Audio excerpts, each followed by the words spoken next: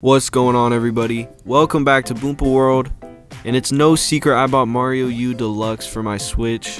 I was pleasantly surprised with Luigi U, which intrigued me more, so I tried it first. This is probably the best new Super Mario Bros. Game. I liked it enough to want to recheck out Mario U, and really just ask myself this question, and let's get to the bottom of if this game is even worth playing in 2020.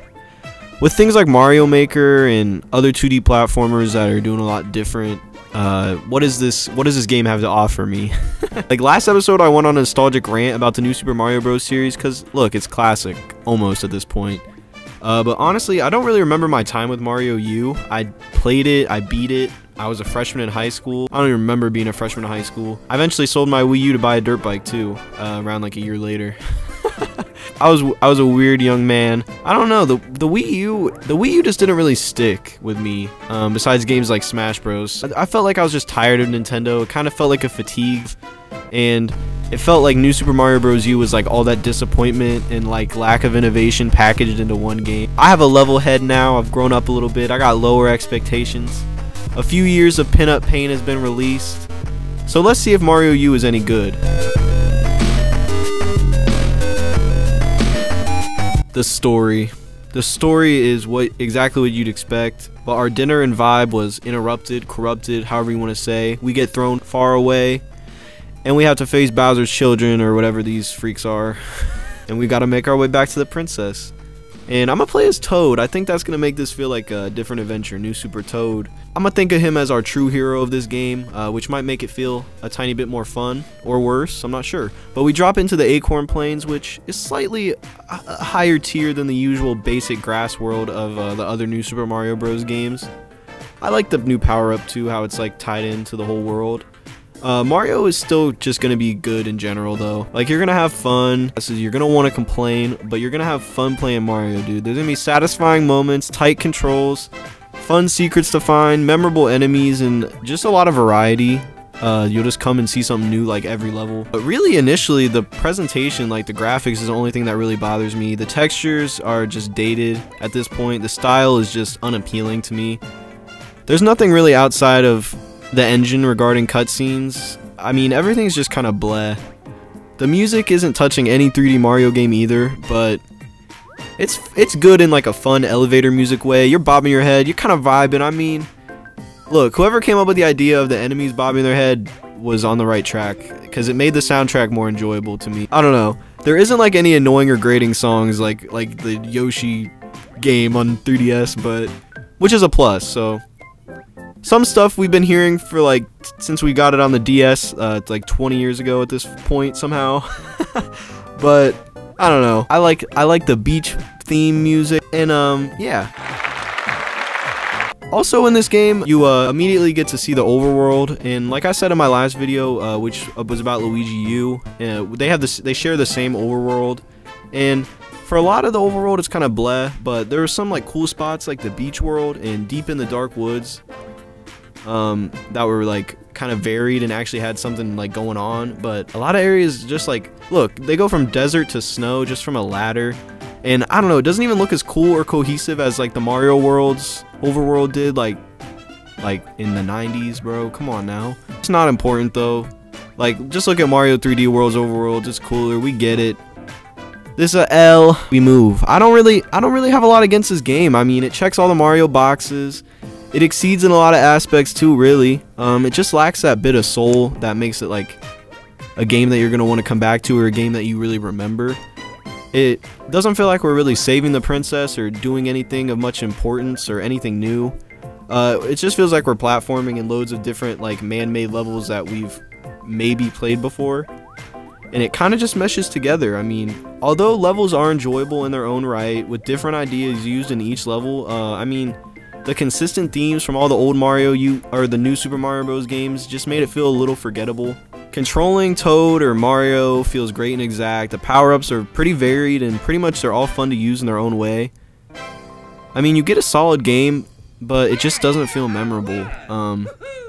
It's definitely most enjoyed with multiple players, I'll say that, which is an option, but not for me right now, unfortunately. Insert current world event. But the levels are undoubtedly fun. I'm not gonna be hating on them. I'm enjoying myself while I'm playing, especially once I hit the beach world and the stone world. I feel like these worlds are always my favorites in these games. I don't know. I was just negative for a few minutes, but I'm just being hard on this game. Because, look, the argument I have for Mario Maker 2 is one thing I mentioned in my last video. The Worlds update has people constantly trying to make their own game. To varying results. I mean, there's good ones and terrible ones. But there's a classic graphic style. And you can also search up and find good levels using like outside sources like Reddit or Google. It feels like there's going to be new content all the time on that game. It's basically like free DLC. And you can also make your own levels if you're into that. And although the quality varies, I've definitely gotten a lot more time out of Mario Maker 2, and I think a lot more fun too. With New Super Mario Bros. U, you get the feeling of actually beating and completing a game, which I know a lot of people like. They like to put something on their shelf and say that they beat it. Different strokes for different folks, I guess. I'm somewhere in the middle though. Mario U Deluxe does have some great attributes. I'm done shitting on it. If you've got the time, I recommend the purchase at a sale price, maybe 30 bucks. If I had to pick one though, I would definitely go with Mario Maker. Anyways, let's change the subject back to a little more focused on Mario U. Some of the levels, they're just nowhere near as engaging or new as the ones that I saw in Luigi U. But they're definitely still cool. Like, some of the water levels drone on too much. The bosses are repetitive, which is what you expect from a New Super Mario Bros. Game. It's a different guy, same dude, different shell. Basically, there's nothing you haven't seen before, even if some of the backgrounds are cool. Alright, I don't know. Am I just simple-minded though that I still really enjoy this game despite all of its shortcomings? Just dropping in a level and beating it is just fun. It's just a tried and true formula for any game since like the 80s, bro. Like, the game wasn't made for people like me to be critical about it, because I mean, you can nitpick at something like this all day, but it was just meant to be like a simple platforming fun that harkens back to the original one from the 80s. I guess it's kind of like writing a review on like a McDonald's burger or like a microwave macaroni Michelina's meal. It's satisfying, but it's really simple, and you could also be playing or eating something better. I mean, these games were actually sold in a bundle for 20 bucks towards the end of the Wii U's lifespan, which is pretty rude. They're kind of scamming Switch owners, but that's a whole other can of worms. Soda Jungle was definitely when the game seemed to hit its stride, with fun levels and design, and including the overworld, and it consistently improved up to the last world. The purple, like, poisonous water is always cool to me. There were some giant themed levels, which I always think is cool. That one painting level, that's kind of cool. Some ghost houses, which I don't really like, but in this world they kind of fit well and they were cool. And I cheesed through some easy boss battles. I failed at some fake speed running, and I honestly just had like very low-key fun over the 3 to 4 nights it took me as a true gamer to beat the game. I mean, I had other stuff going on in the background like YouTube or like my phone or like anything. Overall, what is there to say, man? 2D Mario is definitely 2D Mario. Wow. It kind of all blends together due to the ugly graphic style. If I'm being honest, I don't know if that's even a hot take or not, but the blocky builds to levels didn't pay any respect to that either, or didn't like boost that any, and I think it did what it set out to do as a game, but let's be honest, it just wasn't that much. It doesn't have that creative oomph I feel with some older 2D Mario games, and I feel like it kind of symbolizes why the Wii U failed as a whole and kind of was the pinnacle of a thing we just don't need. I got a chance to play this game without the bias, but I still just see a cool, tight controlling 2D platformer that's really basic, has really basic level themes, really basic boss battles, and really fucking basic everything else. I like some of the level gimmicks though, and each one has unique stuff to it, so I can't really hate. Like, you're gonna have a lot of variety, you're gonna run into it. It's a great game that I highly recommend for kids, not so much adults though. It's an enjoyable playthrough, but it just doesn't really bring much to the table and interesting and new, and it's just forgettable. Zipping through levels is my definite highlight, and the music fits the game really well too. Overall, I'm glad Nintendo started dropping bangers on the Switch and then kind of abandoned this series as a whole, or maybe evolving it into something we wanted more like as the Mario Maker series.